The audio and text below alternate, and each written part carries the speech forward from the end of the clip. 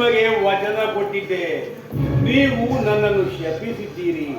ಆ ಶಾಪ ನನಗೆ ತಾಗಲೇ ಇಲ್ಲ. ಆ ಶಾಪ ತಾಗದೇ ಇದ್ರೆ ಏನಾಯ್ತು? ಈಗ ಮತ್ತೆ ನೀನು ತಂಟೆ ಬಂದಿದ್ಯಾದ್ರೆ ತಾಗೋ ತರ ನಾನ್ ಮಾಡ್ತೀನಿ. ಇಲ್ಲಿ ಹೋದ್ರೆ ನೀನು ಸಂಹಾರ ಮಾಡೋ ಚಂಡಿ ಚಾಮುಂಡಿ ಆಗ್ತೀನಿ.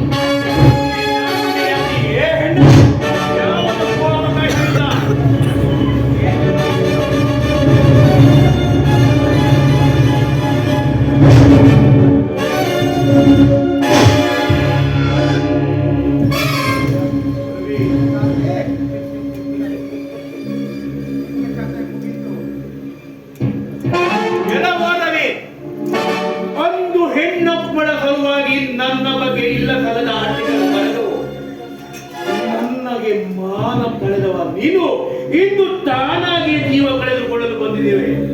ಅದೋ ನೋಡೋನೆ.